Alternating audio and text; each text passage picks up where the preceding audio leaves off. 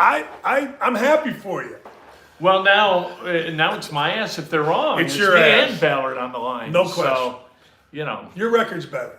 Your record's much better. Hey, Anthony Richardson comes over. All right, you saw it happen. What'd you think? I like it because his ceiling's really high. And I think that's what the Colts did throughout the draft. Minus Juju Brents, they really went more athleticism than they have in the past. I mean, when they took Brents, I thought, oh no, they're going back to slow guys. And then they kind of rebounded and they went after guys with athletic traits. So I saw sort of a shift in the way they do things. What do you think? Mike Martz told me today that he's a long, long, long way away. Richardson?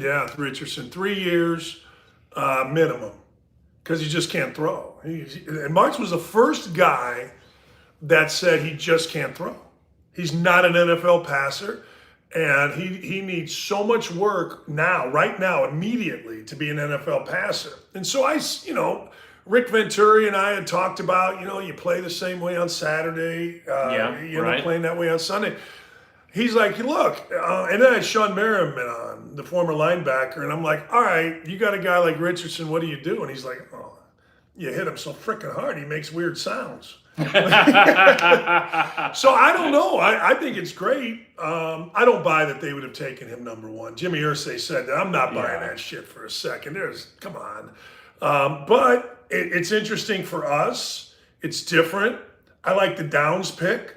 I mean, you gave me the Bible here, and this thing, I just want to shout out these guys. I don't know them. But the Lads boys. You know them, huh? Look at the words. They're small words. I mean, there's a lot in here. You don't use small fonts unless you know what the hell you're talking about. We'd go about 24. I can go pictures. But I'm reading about this Downs kid because I want talent. I want athletic ability. I want, I go back to Urban Meyer 100 years ago when we were in my backyard having a beer. I go, how are you going to rebuild Bowling Green? He goes, I'm going to the state track meet. Yeah. And I'm offering a scholarship to anybody that won or came close to winning 100 or 200 or 400. And he got two guys, one of whom, two guys ended up in the NFL off it that hadn't really been football players. So I look at Downs and I go, wait a second. He's small, fine, who cares? He can separate. And they said he can separate at all three levels. So as a slot, he can get open quick, he can get open mid, he can get open deep. And he had some problems holding on to the ball a few years ago, according to these guys. But hey, screw it, work on it, go get there. And so I'm kind of with you. Look, we'll see what happens. I don't know that this is the greatest draft ever, and it's all going to come down to how good Richardson is. Right, it? That's all. Is that it? That's it. Yeah, we can talk about all these fifth-round picks. What were you thinking when he kept moving back? I was not happy. Neither was Venturi. Why were you not happy? Because all the local yokels are telling me, well, they got the guy they wanted anyway. Who cares who you get in the sixth round? Sixth round guys are going to do what? They're going to be gunners, and maybe they make a play every 3 weeks. You don't win with sixth round guys. And so moving back, if you stay where you're at, you've got a better chance of getting a good player. Or why is somebody trading up into that spot? Why would they value that more highly if it weren't more valuable? You know what I mean? I do. And then he did it again. Yeah, and again and again. There was a lot of trading back. Okay, so you get a lot of picks. Everybody says, well, you got to rebuild the whole thing. Yeah, you can. Look, you can go, here's how I look at it. You bring a rookie in that's a lineman, that's a 5th or 6th round pick, and everybody goes, well, he's depth. Well, I don't want that depth. I want a 6-year veteran that maybe because of a numbers game gets cut.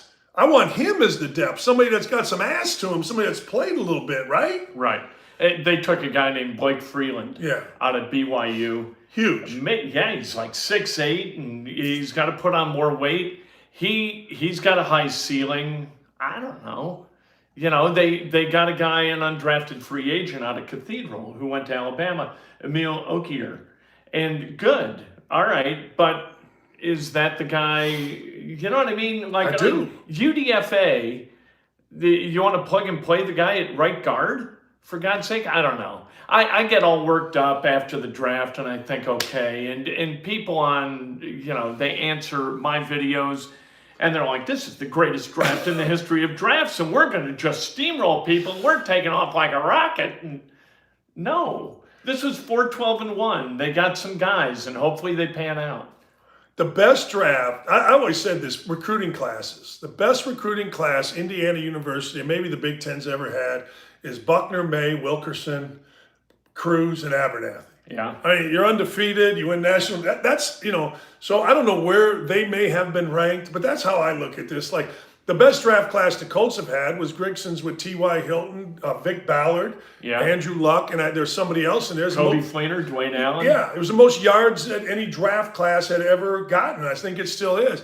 To me, it comes down to production. And my problem, and I'm curious your thought on this, my problem is I just don't trust Ballard. I've seen enough to know what makes me think, all right, Quincy Wilson was picked. Rock Ya-Sin was picked to cover Quincy Wilson. Rock Ya-Sin was traded. I brought in a guy, Gilmore, who wanted to leave. He left. And now you're bringing in another corner. When I go all the way back to if Quincy Wilson could have been freaking good, you didn't have to dick around with all this, and you could have other area. You're just covering stuff. And they took 3 this time. 3. And you're hoping 1 hits. I like that math. That's fine. You're a realist. And I like that. In April, May, June, July, and into August, I get optimistic. And that's bad. No, it's good. Because then I get disappointed. If the Colts win, if they go 9-8, you're going to be like, wow, what a surprisingly good result. I'm happy. If they go 9-8, for a lot of these people who are championing this draft, people are going to, they're going to jump off buildings again. I don't look at it necessarily that way. I look at it like, who's earned me to say, this is great? Yeah. Like, the coach is a rookie. He, okay. I mean, we have no idea. No, we all heard that Frank is a whisperer. If he was a whisperer, Jacoby Brissett would be all pro. Yeah. I mean, seriously, if he was a guy that's going to turn that lump of coal into a diamond, then Brissett's all pro. Because he had enough to work with. So I just don't trust that when we get these guys, all of a sudden, man, they come into our culture. What is the Colts culture? Yeah, yeah. That's I don't know. I hate being like me. Really glad, though, that I heard Frank Reich talking after the draft for the Panthers. I was like, thank God he's in Carolina. What was he saying? Oh, it was all that crap. Oh. It was like, well, what we're building here, and it was all that high-minded knucklehead nonsense that it took us 5 years to figure out. It doesn't mean anything. No. And the people in Carolina, they're going to come to that realization, sooner rather than later. Oh, this is a perfect position for Bryce Young. Why? Why is this perfect for Bryce Young? Well, it's Frank Reich. And then people say, well, Frank Reich had a revolving door of opening day quarterbacks. How can you evaluate him? I evaluate him negatively because he had a revolving door of starting quarterbacks. What are you talking about? That's one of the reasons he sucked. They paid Jacoby Brissett and said he's a top 20 quarterback. Yeah. They got rid of Jacoby Brissett as fast as they could get rid of Jacoby Brissett. And Jacoby Brissett, when he played for Frank Reich, was not a rookie. Right. He had some ass to him. He had been in the league. He had been around. This was not like Anthony Richardson and we're going to develop it. No, this guy was paid as a top 20, said to be a top 20, maybe top 15. They said, I can't remember. And they did nothing with him. Right. Phillip Rivers was offered to come back. Nah, I'm good. Yeah. Right? I mean, Carson Wentz was a reclamation project. They were done with him by what, mid-season? They hung on for a little bit. Sam Ehlinger, I mean, who did, well, I guess Ehlinger started after Reich was gone, so I'll give him, I'm not going to be unfair to him about that. But, well, wait, because he worked with him for a year and a half. He did. He didn't become anything yet. And to your point, Brissett, in 17, he started. Yes. What, 16, 15 He was 5-2 games. at one point. 7-0 Right. if Vinatieri could have made 2 kicks. 19, he started to get, so you're right, he had some ass to him, and he had been in the organization that was his 3rd year in 19, And he wasn't any better in 19 than he was in 17. No, and I go back to this. I've said this. I've said the Colts are built on a house of sand. I've said the Colts are built on more interested in PR than they are actual wins. I saw it on Hard Knocks. I go back. People get so mad at me when I bring up that DeForest Buckner sitting there on the night before the Jacksonville game, and they ask him, "Hey, Defo, you're going to play." My body says, shut up. Yeah. Be a freaking leader. There's no leadership in it. That's my whole thing. Draft, great. If it turns out to be great, wonderful. But there's nobody in that organization that you can point to right now, right this moment, other than, I'll give you Stewart. You and I have to, that's improved. Yeah. That's been like, God dang, this guy really, he made a great jump. Guys don't improve, and then they get rid of them, and they bring in an older guy, Gilmore, Rakiacino, and for some reason, Hooker's playing pretty good in Dallas or wherever the hell he is. Right. Guys play all right other places. That's my biggest problem. And that's the thing that the new coach got to get figured out. Well, and we'll see how the guys who've left kind of figure things out. And I want to talk to you about that with Indiana. We won't go there yet. But like Jordan Geronimo, what happens if he goes to Maryland and all of a sudden blossoms? We got a problem. You know, that would be an overt piece of evidence that something's wrong in Bloomington. But something has been wrong here. They backslid. They've rewarded people who then haven't ponied up. And you hope that this is a start of something new, because they, like, I never understood how it seemed like they wanted to draft the slowest player available, which is not good. Now at least they seem to be drafting the fastest guy. They drafted a corner. They drafted a safety who's going to be like a George Odom type guy on special teams. That's all right. They got that Evan Hull guy, who I always wonder is like a Bobby or Dennis Hull progeny, right? Yeah. Well, they got a Mallory. Yeah, they did, and he's the grandson. Yeah, so Mike's my age. Mike was a good player, captain in Michigan. Doug, and I saw Will Mallory, and I thought, I wonder, and then I looked it up. So yeah, I mean, I look, again, I'm going back to Mike Martz today. I said, all right, what was the key back to the greatest show on turf? He said, man, the one thing, he goes, speed. He goes, speed and character. He goes, I'll tell you why the character. And it was interesting. He said, those guys, Isaac Bruce and those guys, never got tired. He said, we overloaded their legs. We did all this stuff. So if we were going to run deep routes, and they would run 2 or 3 in a row. And I'm telling you, Dan, he goes, they would never come out. And to me, that was having a plan, a system in place. Yeah. And I go back to the Colts. If I were going to say to you, is it based on toughness? Is it based on offensive scheme, defensive strategy? What is the Colts scheme? What are they? And that's the one thing I'm looking forward to with this coach, because I don't think there's anything that you hang your hat on as a Colts fan and say, man, this is who the Colts are. And every great team or every great organization, they have something that they're about.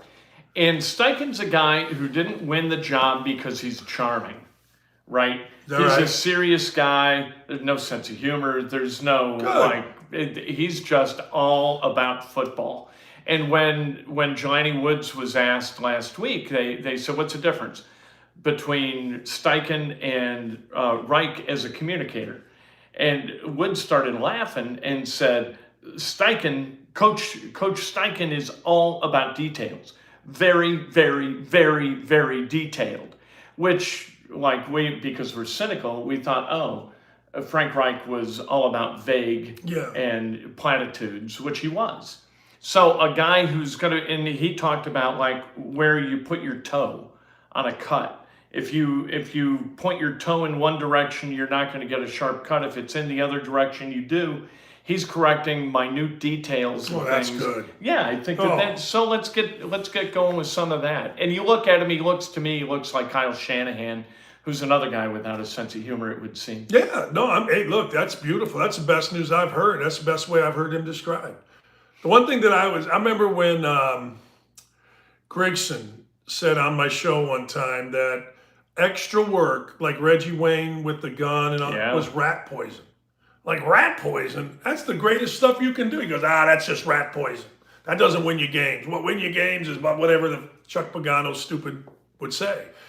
And to me, that's how you win games. Pointing your toe a certain way, getting the right push off, having your shoulders in a certain squared stance, or having your hands above, whatever it is, having your hands above your elbows, or your head forward, making sure.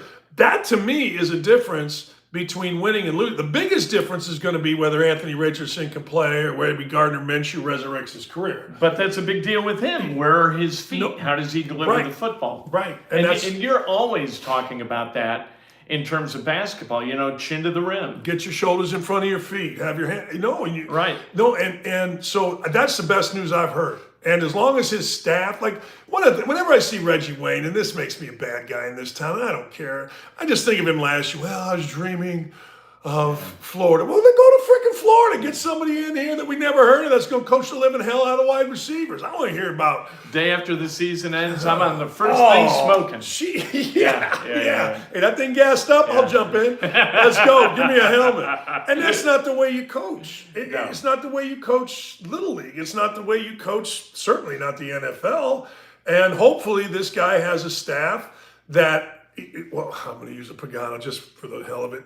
Iron sharpens iron, which means you're working so hard that I feel like I got to work as hard as you, and he's got to work as hard as us. And now next thing you know, everybody's on the same page, and we got a team. Right. Because I think that one of the things that Jimmy Irsay got a great pass on, and you can tell me I'm wrong, but and looking back at that thing was Saturday, bringing him off of the freaking television booth was a complete unbelievable circus. May not be nice, maybe too nice. It was a joke. Yeah. Looking back on it, it was a complete joke. You wonder if that wasn't purposeful. Bottom out? What? Let's bring in the knucklehead, who everybody loves. That's going to rejuvenate at least a little bit of energy within the fan base. We'll bring him in. We'll collapse, and we'll wind up 4-12-1. And we'll get good draft picks, and we're not going to have to worry about an interim guy. Like if we had Gus Bradley, we might get too good, and people might say we need to hire his ass, and we don't want him. And you weren't going to win anything anyway. Right. Yeah. That's interesting. Everybody always does this with Jimmy Irsay. It's always, well, wait a minute. What's he really thinking? Like, this seems like a dunderheaded move of all time. So let's cobble together like this construct where it's really quite brilliant. We do that all the time. That's a stretch with Jimmy Irsay. I just said that is so true with Jimmy Irsay. I always say it with his business stuff. He wins these like the, David Gilmour's guitar and the piano that Elton John played and all these rock and roll relics. And I even sent him a note. I said, you know what? People think you're just a hobbyist. You're a brilliant businessman because you only buy the one of one. And you get to set the market moving forward, and that makes you really smart. When in reality, it's probably just a guy with way too much money is just buying likes crap rock that and he roll. likes. Yeah, and it's got some. You know what? My thing is going to be, I'm going to put cases up, shelves. I got guitars over here. I got a. Oh, yeah, we remember those people. Yeah. The people on the left, the band from the fundraiser. Sure. Right? Yeah, I think. Awesome. The one my father-in-law who passed away has supposedly a freaking thing filled with guitars that are worth a lot of money. Really? Yeah, he collected. I don't know what kind of guitars, but I would if you told me their names. What's that thing say? I don't know. Stevie Ray Vaughan. That's a Stevie Ray Vaughan original. Yeah. So if it fell down one night. My buddy Stroke was sleeping downstairs. 4:00 in the morning. This is a loud house. It fell. He literally feared for his life and went, "Oh my God, we're gonna die." All right. So here is the question that people that follow me come with, and. Yeah. So you draft Anthony Richardson, if in fact Ballard drafted him, and the daughters didn't or whatever. All right. Did he do that to gain more time? Oh, yeah. Yeah, he gets a pass. I know, right? Nobody except you got guys on your show saying, oh, he's 3 years away. Right. He didn't just buy 1 year, he bought 3. But when it comes down to it, when it comes down to next year. I don't think he did that for that reason. No, but I'm saying let's just say for the sake of argument, we all agree Ballard probably, is going to be here while Richardson develops. Let's just say. Right. That's April or May now, May 1st. do you think that's real when you're 2-8? That's a different deal, man. Well, the thing that the media will chew and completely destroy through chewing at it is Manning in 98, going 3-13. Yeah, with the 28 picks. So this is going to be compared to that. And then out of that, they got Edge, and all of a sudden they were 13-3 in 99. But so how long did that's Tobin blossom. last? Well, that was 97. The end So of who 97. drafted Manning? Paulie. Okay. Yeah. All right. Well, And Tobin actually looks pretty smart in the end. In 96, taking Marvin Harrison, 97, Freeney, taking right? Tarek Glenn. when did they take Freeney? It Later? was 2001, I think, or 2000. Well, all I know is it's not about one guy, according to Ballard. Right. It's about one freaking guy. Yeah, this is all about one guy. It's about one guy. Whether Juju Brents ever plays meaningful football for the Colts, Yeah.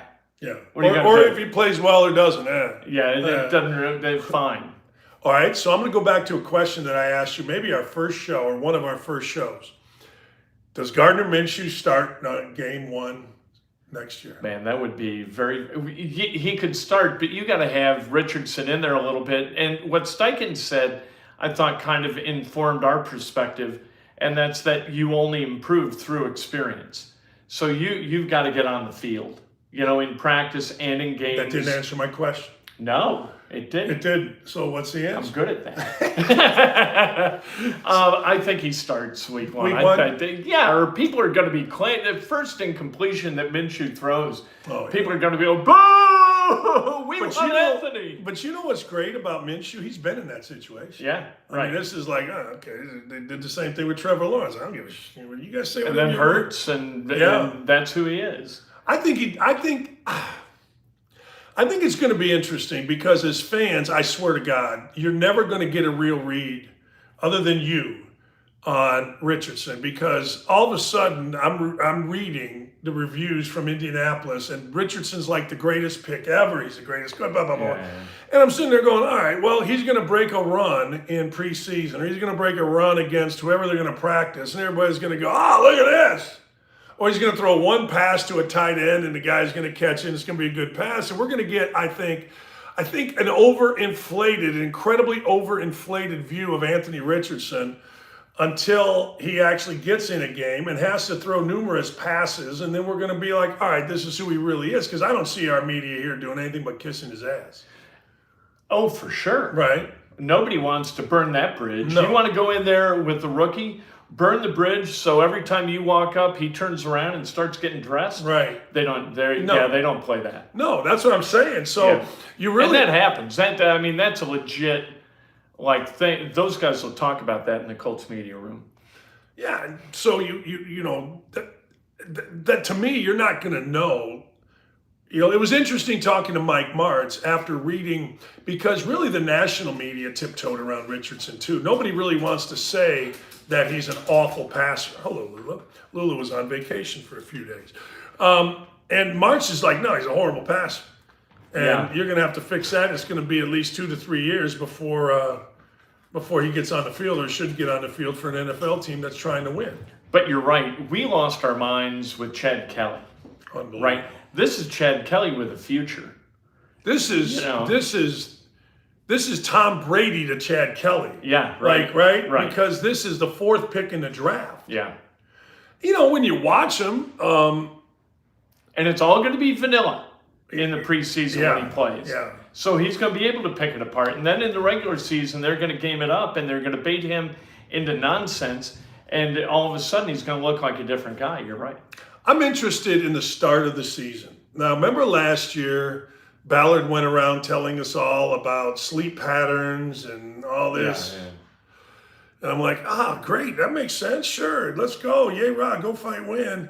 And then the first game, was it Jackson? Who they tied? They tied somebody. Houston. Yeah, the worst team in the league. You're Yeah. tying, then you're getting beat by Jacksonville, and you're like, sleep pattern this. So I'm interested, can this guy, because let's be honest, it wasn't just Reich and Ballard. It was going back to Pagano. I mean, the start of the season has been, since 2013, beating Randy Moss, or beating Minnesota with, I think, Randall Cunningham or who's the quarterback? No, Terrell Pryor. Yeah. That's the last time they won a freaking opening game or something, or on the road or something. It's been a long time. So I'm curious to see, because it's going to involve Minshew or Richardson. It's going to involve a new coaching staff, and as you said, far more intricate in how they go about teaching, which should lead to better preparation, which should mean better results early in the season. We're going to know the bellwether for me is going to be the offensive line. That you can read those guys. Those guys go to their locker and they're either really happy and feeling good about stuff, or they're really not, and you can tell it. Oh. And so that's going to be interesting to me, how they kind of comport themselves after a workout in training camp, how they behave. Like when the life left the locker room, that is where it was most obvious. You could tell. To me. Hopefully with Steichen, we will be getting 2% better every day instead of 1% with Wright. QB athleticism in Indy just went from 2 to 99. Well, that is true. That is Matt Ryan this time last year, whenever he came in, was a 2 athletically. Yeah. And Richardson is, whatever the top number is for athlete as quarterback. How bad did you feel, or did you feel bad at all for Will Levis? I feel bad. Did you? Yeah. I think you fire your agent immediately. Exactly. Right? That's exactly what I thought. That guy's got to go. Somebody's got to be fired. I mean, you make the choice gave him to some go. Bad information. Sean Merriman told me this. He goes, he was told he was going to go anywhere between 5 to 15. I didn't look up where he went. He said, I wasn't going to draft. I said, I'm not going. I'm not sitting there with a camera in my face every pick. Right. He goes, I'm not doing it. He goes, now, if I knew I was going to be Bryce Young or someone like that, I'd go to the draft.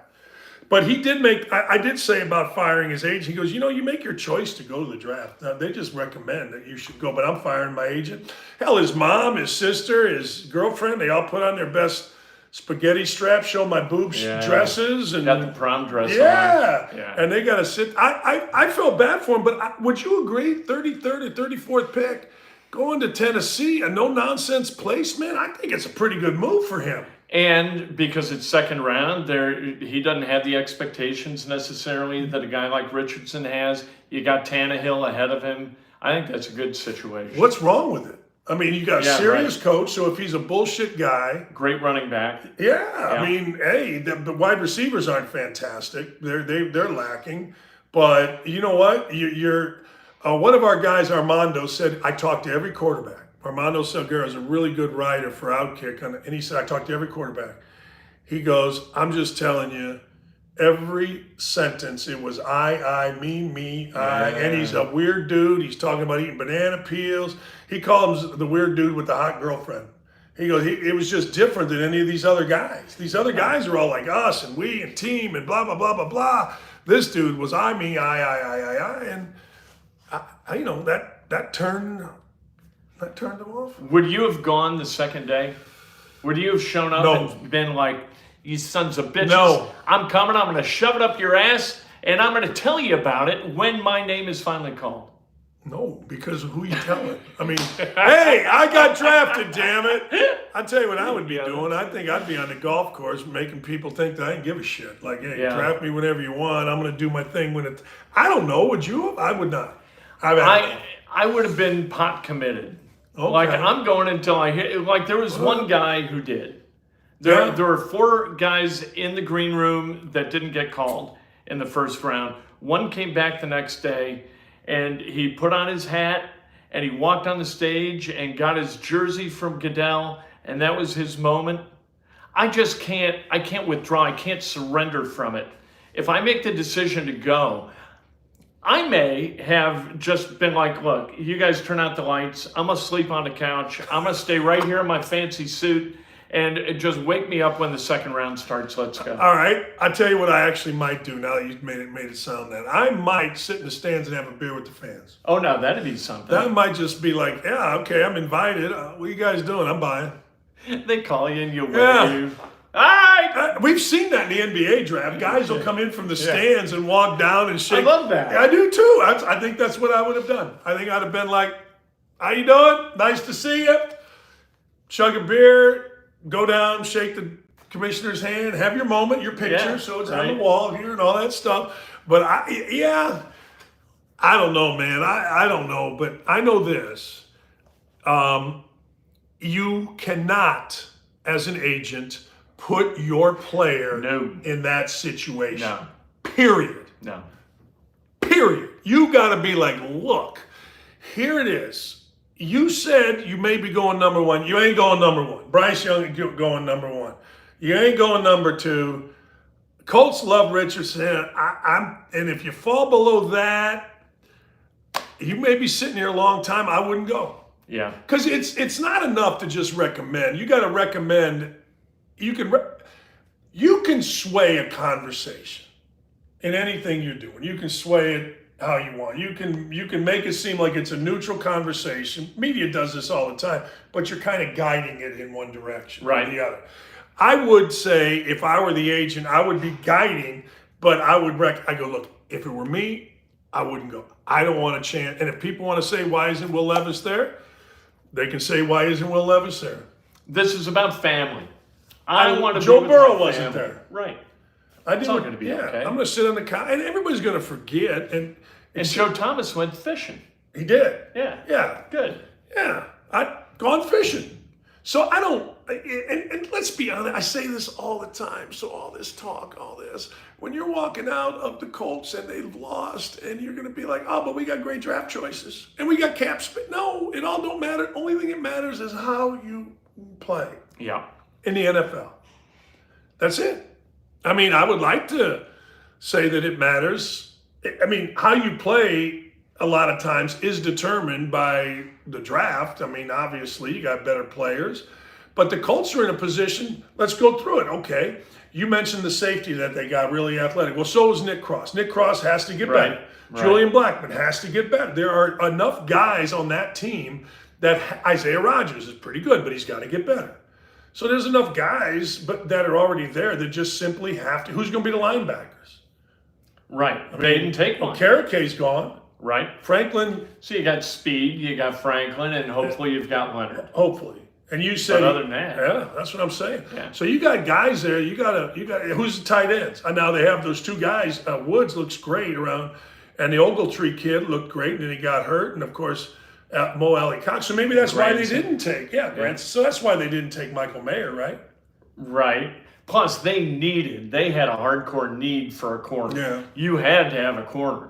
And so letting Mayer go by, and they were almost in a spot. I think Laporta went right before them. I wanted Laporta. I thought, but what are you going to do? You got to get. But look, we talk about this all the time. How good is the enemy of great, right? The Colts have good tight ends. They don't have a great one. So don't let the good keep you from getting great. I'm telling you what, if Michael Mayer becomes great, that's a problem. Yeah. And unless, Woods or Ogletree looks perfect, but he's hurt, and Granson seems to have a little bit to him.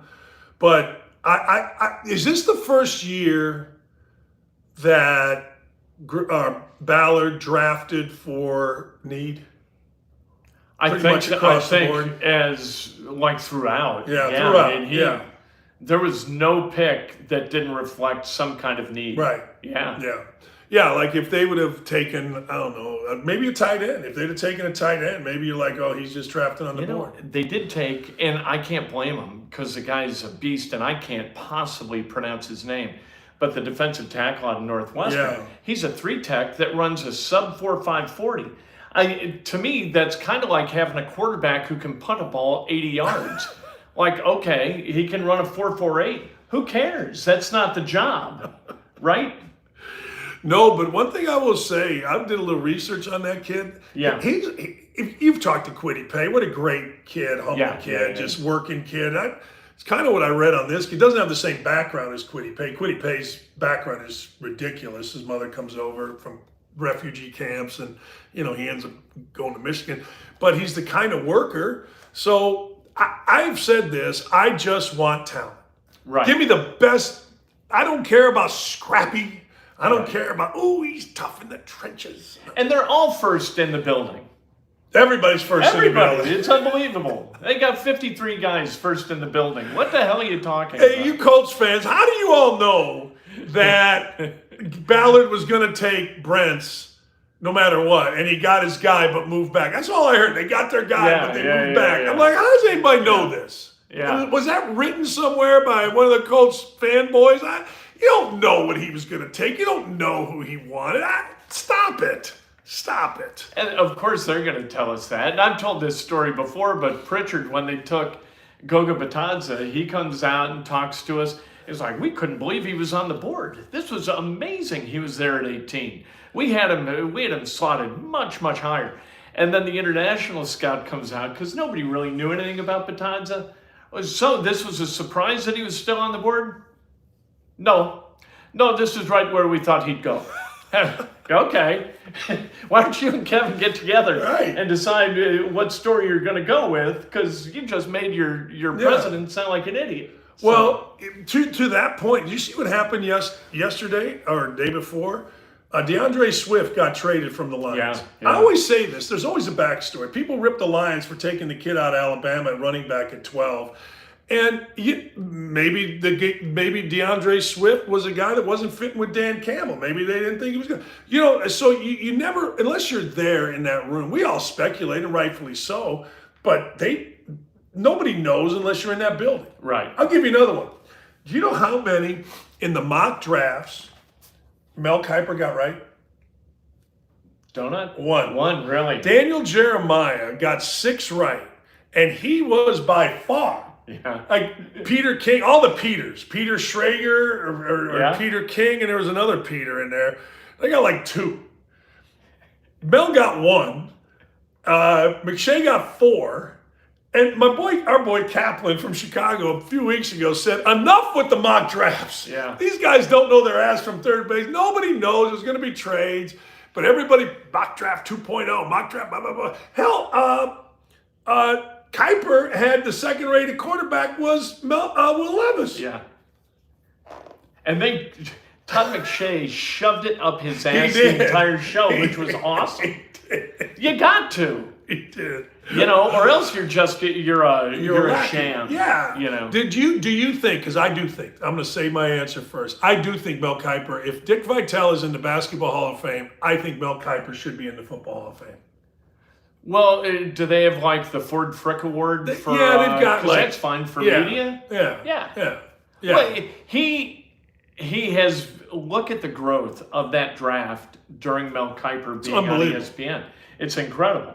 And if you didn't have Mel Kiper, you can really make a pretty good argument that it would never have gotten to where we are. Mel Kiper is like Kleenex. He's just synonymous with the thing. Yep. It's just, that's what we're doing, like Windex. You know, Windex, you may have some kind of glass cleaner from I don't even know where, but you say Windex. When you said McShay's trying, all these guys are trying, but Mel Kiper is the draft. I saw that, Seth Wickersham from ESPN. He's a producer, executive producer. He said that, and people were criticizing him. I'm like, whoa. We put people in all the time as contributors in different things. I mean, hey, look, I get it. It's different putting Bill Polian in, but Bill Polian didn't play or coach. It's Who's made more money for the NFL, Mel Kiper or Bill Polian? Oh, that's easy. Yeah. Oh, did you see that crowd? Yeah. Did you see the nuts of Good for Kansas City, man. They were really good. They were really good.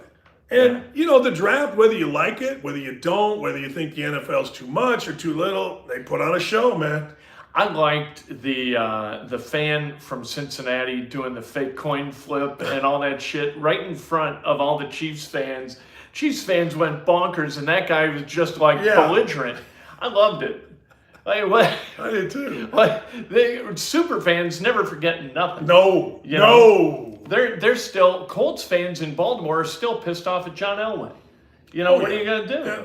Well, so Cleveland fans will tell you Ernest Binder's a bum because of a fumble. I mean, and we hate Nick Harper. Yeah. If he don't get stabbed with your wife. How about you don't stab your wife? I mean, or get your wife to stab you. Hank Basket. Oh, Hank. We really don't like Hank. Hank, and it probably wasn't his fault ultimately because it was the first play of the second half. Yeah. But you got to put a name to the loss. And he didn't hire himself. That's as much Right. Napoleon Right. as anybody else. And he had the whole wife thing going, and who doesn't get tired of all that? And That you love kid it. lady. Yeah, you love it, and then you get tired of it. DD's man cave looks like my IU room. We have a couple of same pictures. Oh, okay, Jen. Very nice. All right. Yeah. But Dan's are the originals. Yeah, I got the originals. Yeah, yeah. You were going to talk about Indiana. So you get the kid from Miami, Yep. Taylor, who's 2 points a game, 3 yeah, points a game. Athletic. He's 6'9", whatever. How many 6'9" guys do you need? Because you brought in the kid Sparks from, who maybe not 6'9", but he plays that. Right. Ribot or whatever his name is really good. You brought in the other kid. You got Khalil Ware. Yeah, you got Ware. I mean, maybe Indiana's reinventing basketball, but I thought I heard Mike Woodson say that Indiana was going to play smaller coming up these They next keep year. going to get bigger guys. I mean, I'm no expert, but 6'9" is taller than Geronimo. I told him we were going to go left, and I took him right. You Right. know, yeah. So you think Geronimo leaving, going to Maryland, it could be an indictment on Indiana? If they can, like that coach at Maryland. Yeah. Right. Good dude. Right? Like you got like Strankins, like what you were talking about. Very detailed, very His dad was a great coach. Willard. Yeah. If he can develop Geronimo at a level that Woodson and that group couldn't, then that I think is a great comparison of the developmental kind of tactics of those staffs, right? 100%. I thought Geronimo for Indiana was the biggest disappointment of the year. Yeah. I saw him at the end of last year. I forget, maybe it was the first NCAA tournament game against Wyoming. And he wasn't good. He was great. He was dunking on guys. And, you think, okay, there's going to be a little carryover here to the next year. Now, the reason there wasn't may have nothing to do with Mike Woodson or the weight, but may have all to do with Jordan Geronimo. It could be a mess. Could be. But it is. I think you're right. He did nothing this year. He was a non-factor when I thought he would be. And maybe that's more on me than me thinking too far ahead. Woodson's obviously trying to win. Yeah. But yeah, and then the other thing is going to be this. The Ware kid coming in. Is he going to be unleashed as a Hoosier? Because he started out well. Right. And then apparently didn't want to work at it or did whatever you do. So is he going to be unleashed? Is Indiana going to make this guy all of a sudden the next Jackson Davis or whatever you want to make him? You need to know always why somebody left. And why 100%. Khalil Ware left. That's interesting to me, and we haven't heard that story yet. And we don't know why he kind of fell off the map for Oregon and why he entered the portal. What do you think of Deion Sanders? He's lost like everybody. I think Deion Sanders is full of shit. I think Deion Sanders comes in there and he says, y'all jump in the portal, right? Every coach's tough speech. Yeah. So guys at different times, and the timing is bad, leaving after the spring game, good players. But then he started blocking guys from getting their practice film to use in recruiting. So he's telling everybody get in the portal, and then some guys that played enough but didn't have enough tape, he's like, no, you can't get your practice tape, which hell, Andrew, that's how he sent out to people, ended up at Ohio State because of freaking practice tape. Yeah. And then he's bitching about the NFL should be ashamed that one historically black college player got drafted. Well, Deion took half of the players off of the team that won the championship and went undefeated or whatever they did. He took them with him so they couldn't be drafted. I mean, he's full of shit. Yeah. And I love him. I think his messages are great. But messages are great until you get challenged on the message and it's going to affect you. Yeah. So he gets challenged by all of a sudden all these kids leaving and he don't like it. But when you're standing up there giving the message, you're King Kong, you're the president, you're the Gazda, you're the man. Well, all of a sudden they're leaving. Whoa, He better win. He better win. I mean, he's got it going. He had a great crowd, but It was a great show. Great on show. ESPN. It was awesome. it was the best, I think, spring game that they've ever had. Yeah. But I got to tell you, don't be bitching when people take you up on what you say. Like, I was telling a story the other day, and maybe I've told it on this show, but ESPN, Seth Greenberg and I were one day in a game, like something happened technically, and it was the middle of a Saturday afternoon. They rushed and grabbed me. They grabbed Seth. They go, you got to film. We don't know if it's going to be 20 minutes. It's going to be at least 20 minutes. We don't know how long. It ended up being 90 minutes. Ooh. We got into Bo Pelini. Bo Pelini was the coach at Nebraska, and he said famously, well, they can go ahead and fire me if they want. So I looked at Seth, I go, let's talk about Bo Pelini. He said, you can fire me if you want. And you know what? Seth had a great line. He goes, they will. Yeah, that's hey, you exactly tell right. them to. So be careful with all that stuff, Yeah, man. yeah. Don't challenge people to do what eventually they want to do anyway, because everybody wants the next coach. That's the fun as an AD, isn't it? It's like, it's fun to go get what's next. You get to have the big ceremony. You get like Fred Glass with Archie Miller, and it's a grand slam, and everybody in Assembly Hall goes crazy. Yeah. That's a lot of fun. That's a lot of fun. Until Cream and Crimson. Their T-shirts Yeah, are out yeah, before yeah. the press conference. Oh, like, God. all right, Cream and Crimson. Okay. But no, I think that I think the best thing you can do as a coach right now is basically just shut your mouth about the portal, promote the hell out of getting more NIL money, Yeah. and go out and recruit, because you're not changing a damn thing. You're not changing the transfer portal. You're not changing kids' minds from transferring. Think about a quarterback. All right, there's only one. right. So I'm sitting here, and you guys can think I'm nuts, but why'd Arch Manning go to Texas? They already got this Quinn Ewers. Maybe we already talked about this a few weeks ago, but they already got a guy there who was like the second-ranked player in the country. He went to Ohio State. He started all. Why would you go there? I don't think he's worried about playing right away. That's the only reason. They got their heads screwed on That's straight. the only reason you don't. So Right. good for them. But when you don't worry about playing right away, and then all of a sudden you don't play right away, Yeah. and you're in the middle of September, early October, and you're not playing, man, that's a difference. That is a really smart family. When Manning was drafted here, Severino called Archie and said, hey, we want to throw on a nice, tidy little sum of money at Peyton to come do like Monday mornings on the phone. Just a 10-minute phone call 16 times a year. That's it. That was good cash. It's like, no, we're going to lay low rookie year. No clients, no radio, no TV, no sponsors, nothing. He's just going to focus on football. And I thought, well, that's crazy. Like you're talking about 5 minutes, you're talking about 80 minutes and at least 40 grand. That's nice walking around money. And Archie's like, nah, we have different ideas. He's 100% right. Polian did that with me and Gerard Powers. When Gerard Powers, the corner, was a rookie, he came on my show, and we were going to have him on every week. And then all of a sudden, Gerard Powers wasn't on our show. Yeah. And yeah. I said, what happened? He goes, he's a rookie. He shouldn't be talking. Yeah. And he's I remember right. that. Yeah, he's right. He shouldn't be talking. I mean, and to the point about Manning, I always thought this about Robert Griffin, and I hope Anthony Richardson does this.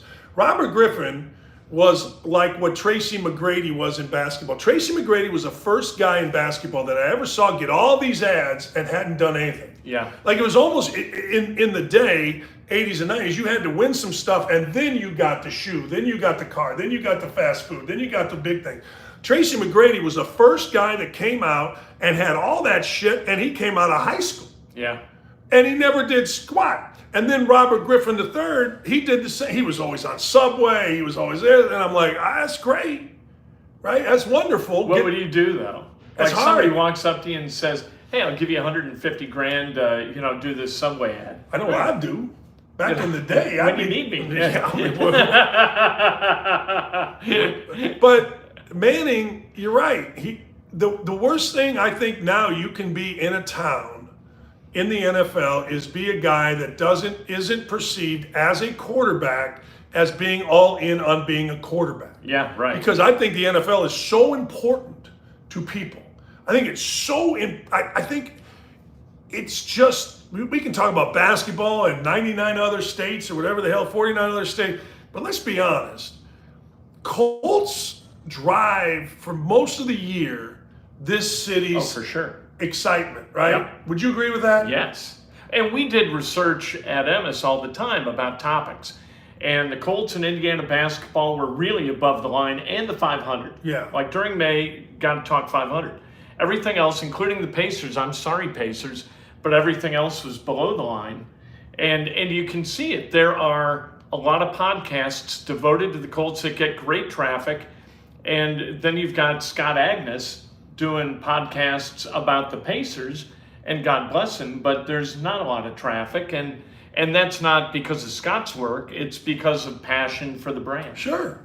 And that's why NFL Live is every day.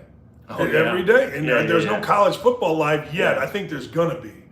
There are over 10 million people watching the NFL draft. I don't know the last time 10 million people watched an NBA playoff game. That's a lot of people. Ken, I always said this, and you people, we got a nice crowd today, and thank you all for being here, by the way. But people always complain about the Pro Bowl. Nobody watches a Pro Bowl, and I would look at the ratings. The ratings for the Pro Bowl were a 10. Duke, North Carolina, 2.5. Oh, everybody watches Duke, North Carolina. Nobody watches a Pro Bowl.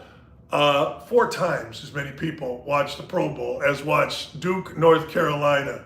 That's just the power of football. It's unbelievable. They have been so smart, and they have grown so slowly and steadily. Like they haven't jumped the shark ever. They've just been going all the way back to Roselle, and then Tagliabue, and now Goodell.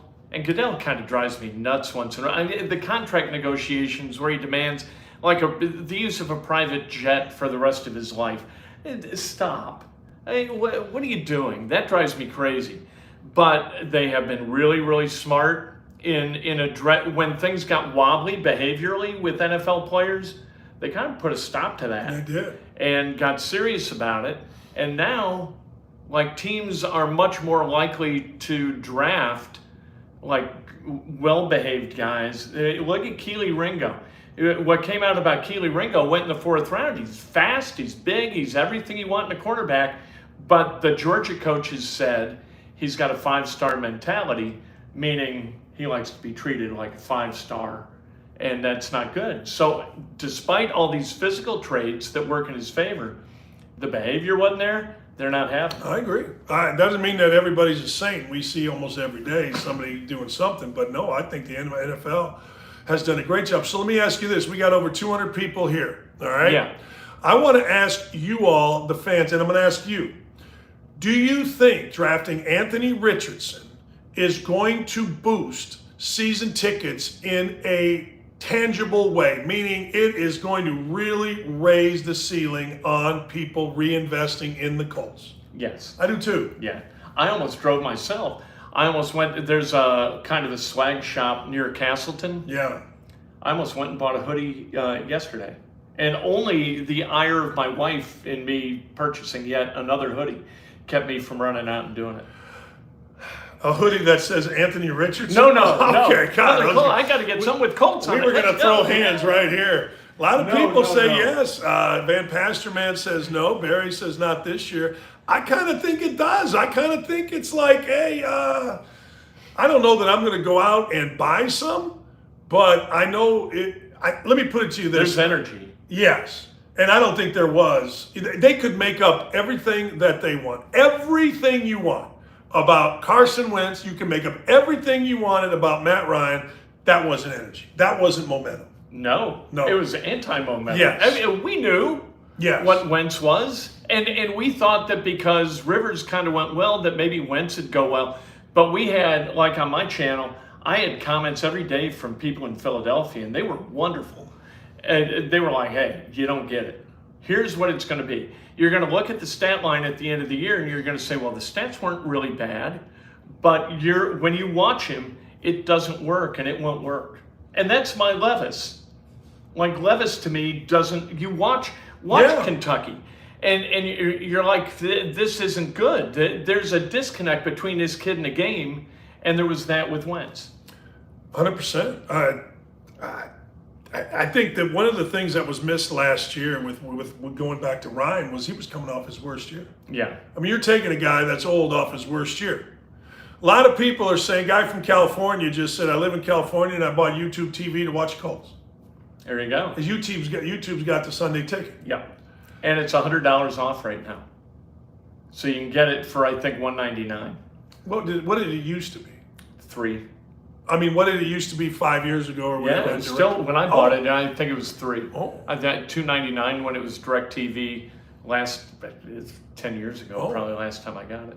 I just think that's interesting. I think that, and I don't think the Colts drafted Richardson to do that. I don't think they drafted him, but I do think that of all the quarterbacks, whether it's Young, who should have a huge following, he played at Alabama for crying out loud, C.J. Stroud. I mean, when you look at Big Ten, with the Big Ten Network, it is Ohio State game, Ohio State game, Ohio State game, Ohio State game, Ohio State game, Michigan game, everybody else in terms of ratings. So the guy's got a huge following, but I don't think anybody actually, I think that and then his little brother's thing added to it as well. That's a big deal. I think the story behind him is a very Indiana story. I think people in Indy are going to kind of root for him in a way that they might not otherwise. We don't dig arrogance. No. Like, we don't like arrogant people here.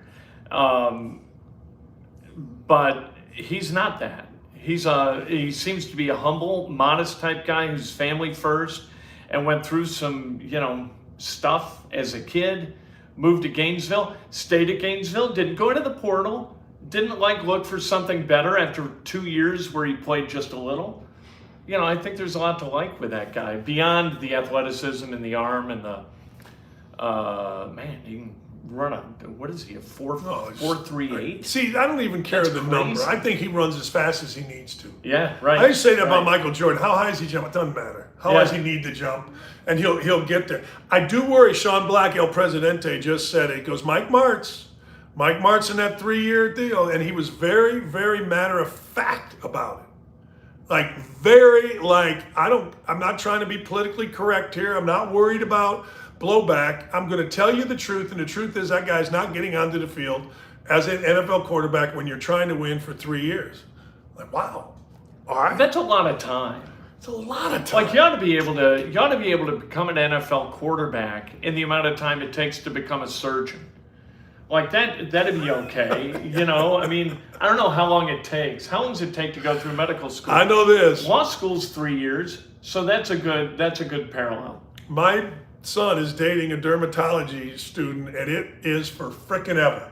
Yeah. So don't think Dr. Pimple Popper is just out there, reading a book going, hey, let me grab that. Like my dad used to get the blackheads on my nose. It hurt. I think Pimple Poppers. Dads hated blackheads. Oh my God, my dad would be like, let me get that thing there. I told him one time as I get older, I go, Dad, I got one on my nutsack. You want to grab that one too? Smart ass. No, I'm just, all right. I don't know. Pippen never won what? Pippen Meyer. Well, anyway, thanks for coming out, people. Yeah, this is fun. That's another fun one. Yeah, we have our biggest crowd right here. Yeah, changed my opinion on Richardson after listening to him speak more. Watch his mannerism, got to take time, but I think Richardson has a chance, will be frustrated. Look, it all comes down to this. That's the whole thing. Him. Is he right or is he wrong? That's what it comes down to, period, because he's the one banging the mythical drum for weeks on two big brains for Anthony Richardson. I wanted Lamar Jackson, and frankly, I think this show made its way into the Ravens front office. Yeah. They knew what I wanted. They figured, Dan's on this, we better get on it. So away we go. Yeah, $260 million, $185 million guaranteed. Play 12 games. Yikes. Play 12 games. What are you going to do? All right. Later this week or next we'll week, do it later this figure week. it out? Yeah. All right. I got a speech. I'm speaking to a bunch of Catholics, men's group, Friday night. Are you really? Yeah. So send me whatever you'd like me to say, because I need stuff. Yeah. Say something. Yeah. Bless me, Father.